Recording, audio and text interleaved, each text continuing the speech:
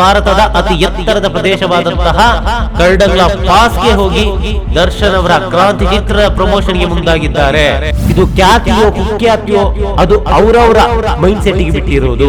ಮನಸ್ಸಲ್ಲಿ ಕೆಟ್ಟದಾಗಿ ಬಯಸಿ ಮುಂದಿನಿಂದ ರಾಜ ಮುದ್ದು ಅಂತ ಹೇಳಿದ್ರಷ್ಟೇ ಒಂದಿಷ್ಟು ಮಂದಿಗೆ ಇಷ್ಟ ಆಗೋದು. ಹೀಗಾಗಿಯೇ ದರ್ಶನ್ ಅವರು ಕನ್ನಡ ಚಿತ್ರರಂಗದಲ್ಲಿ ಅತಿ ಹೆಚ್ಚು ಅಭಿಮಾನಿಗಳನ್ನ ಹೊಂದಿರುವುದಕ್ಕೆ ಸಾಧ್ಯವಾಯಿತು.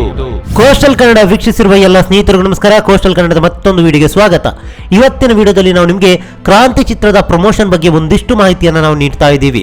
ಈಗಾಗಲೇ ನಿಮಗೆ ಗೊತ್ತಿರುವಂತೆ ಯಾವ ಮಾಧ್ಯಮಗಳು ಕೂಡ ಕ್ರಾಂತಿ ಚಿತ್ರದ ಬಗ್ಗೆ ಅಪ್ಡೇಟ್ಸ್ ಅನ್ನ ನೀಡ್ತಾ ಇಲ್ಲ. ಹೀಗಾಗಿ ದರ್ಶನ್ ಅವರ ಅಭಿಮಾನಿಗಳೇ ಕ್ರಾಂತಿ ಚಿತ್ರದ ಅಪ್ಡೇಟ್ಸ್ ಗಳನ್ನ ಸೋಷಿಯಲ್ ಮೀಡಿಯಾಗಳಲ್ಲಾಗಿರ್ಬೋದು ಅಥವಾ ವಿಭಿನ್ನವಾಗಿ ಮಾಡ್ತಾ ಇದ್ದಾರೆ.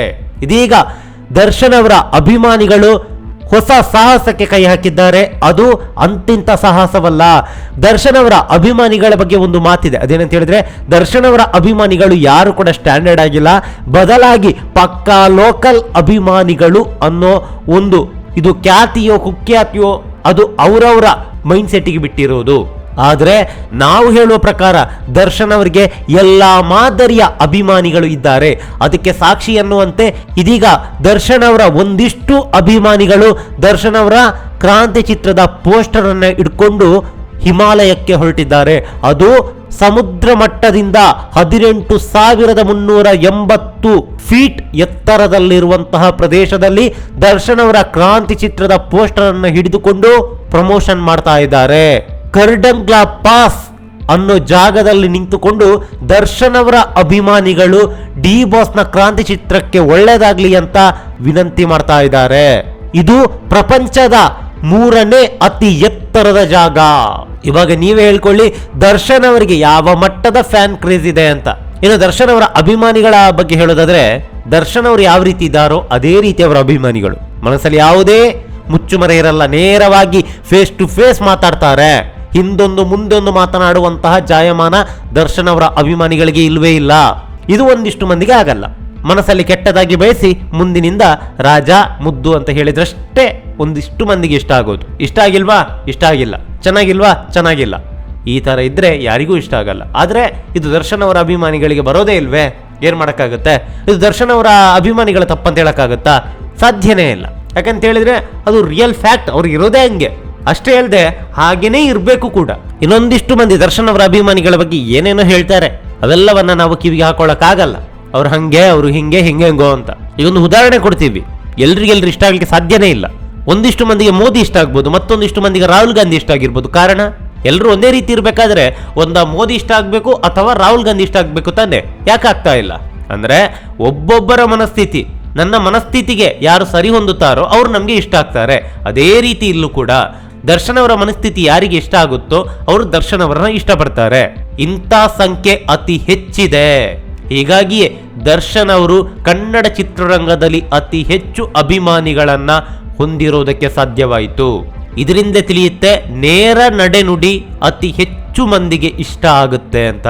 ಇನ್ನು ದರ್ಶನ್ ಅವರಿಗೆ ಎಲ್ಲ ಲೋಕಲ್ ಅಭಿಮಾನಿಗಳು ಅಂತ ಹೇಳ್ತಾರೆ. ಹಾಗಾದ್ರೆ ಈ ಲೋಕಲ್ ಅಂತ ಏನು ಹೇಳ್ತಿರೋ, ಈ ಕೆಳಮಟ್ಟದ ಅಂದ್ರೆ ಬಡವರು ಅತಿ ಹೆಚ್ಚು ದರ್ಶನ್ ಅವರಿಗೆ ಅಭಿಮಾನಿಗಳಿದ್ದಾರೆ ಅಂತ ಏನು ಹೇಳ್ತಿರೋ, ಈ ಬಡವರಲ್ಲಿ ಕಪಟ ಇಲ್ಲ. ಇವರೇ ನೇರ ನಡೆನುಡಿ ಇದ್ದಂತಹ ವ್ಯಕ್ತಿಗಳು. ಹಾಗಂತೇಳಿ ಶ್ರೀಮಂತರೇನು ಕೆಟ್ಟವರಂತ ನಾವು ಹೇಳ್ತಾ ಇಲ್ಲ. ಈ ಹಿಮಾಲಯಕ್ಕೆ ಇಲ್ಲಿ ಹೋದ್ರಲ್ಲ, ಇವರು ಯಾರು ಮತ್ತೆ? ಧನವಂತರಲ್ಲೂ ಕೂಡ ನೇರ ನಡೆನುಡಿ ಇರುವಂತಹ ವ್ಯಕ್ತಿಗಳಿದ್ದಾರೆ. ಆದ್ರೆ ಪರ್ಸೆಂಟೇಜ್ ಸ್ವಲ್ಪ ಕಡಿಮೆ ಇದೆ. ಧನವಂತರು ಕೂಡ ದರ್ಶನ್ ಅವರ ಅಭಿಮಾನಿಗಳಿದ್ದಾರೆ. ಅದು ನೇರ ನಡೆನುಡಿ ಇರುವಂತಹ ವ್ಯಕ್ತಿಗಳು. ಅಷ್ಟೇ ಅಲ್ಲದೆ ಅದೆಷ್ಟೋ ಮಹಿಳಾ ಅಭಿಮಾನಿಗಳಿದ್ದಾರೆ, ಅದೆಷ್ಟೋ ಸ್ಟ್ಯಾಂಡರ್ಡ್ ಆಗಿ ಬದುಕುವಂತ ಮಹಿಳಾ ಅಭಿಮಾನಿಗಳು ಇದ್ದಾರೆ ದರ್ಶನ್ ಅವರಿಗೆ. ಆದ್ರೆ ಯಾರು ಕೂಡ ಹಿಂದೊಂದು ಮುಂದೊಂದು ಮಾತನಾಡುವಂತಹ ಅಭಿಮಾನಿಗಳು ದರ್ಶನ್ ಅವರಿಗೆ ಇಲ್ವೇ ಇಲ್ಲ. ದರ್ಶನ್ ಅವರ ಸಿನಿಮಾಗಳನ್ನು ಗೆಲ್ಲಿಸೋದಕ್ಕಾಗಿ ಅದು ಏನು ಮಾಡೋದಕ್ಕೂ ಸಿದ್ಧರಾಗಿರುವಂತಹ ಅಭಿಮಾನಿಗಳಿದ್ದಾರೆ. ಹೀಗಾಗಿ ಕ್ರಾಂತಿ ಚಿತ್ರದ ಪ್ರಮೋಷನ್ಗಾಗಿ ಪ್ರಪಂಚದ 3ನೇ ಅತಿ ಎತ್ತರದ ಪ್ರದೇಶವಾಗಿರುವಂತಹ, ಭಾರತದ ಅತಿ ಎತ್ತರದ ಪ್ರದೇಶವಾದಂತಹ ಕರ್ಡಂಗ್ಲಾ ಪಾಸ್ಗೆ ಹೋಗಿ ದರ್ಶನ್ ಅವರ ಕ್ರಾಂತಿ ಚಿತ್ರದ ಪ್ರಮೋಷನ್ಗೆ ಮುಂದಾಗಿದ್ದಾರೆ. ಇದು ಕೇವಲ ಆರಂಭವಷ್ಟೇ. ಇನ್ನು ಮುಂದೆ ನಡೆಯುತ್ತೆ ನೋಡಿ ಕ್ರಾಂತಿ ಚಿತ್ರದ ಪ್ರತಿ ಅಪ್ಡೇಟ್ಸ್ಗಳು.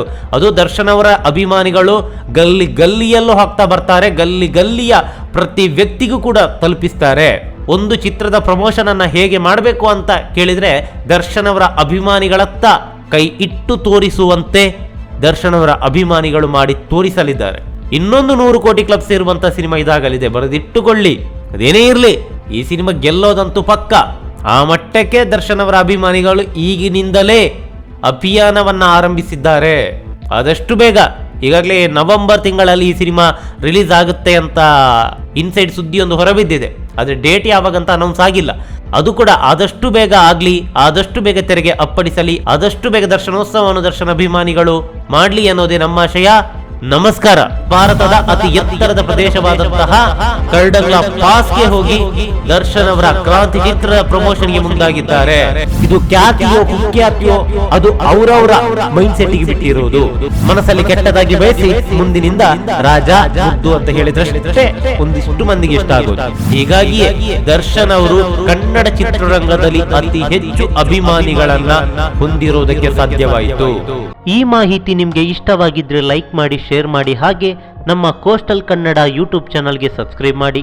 ನಮ್ಮ ಹೆಚ್ಚಿನ ಅಪ್ಡೇಟ್ಸ್ಗಳಿಗಾಗಿ ಕೋಸ್ಟಲ್ ನೆಟ್ವರ್ಕ್ ಇನ್ಸ್ಟಾಗ್ರಾಮ್ ಪೇಜ್ ಹಾಗೆ ಫೇಸ್ಬುಕ್ ಪೇಜ್ಗೆ ವಿಸಿಟ್ ಮಾಡಿ. ಧನ್ಯವಾದಗಳು.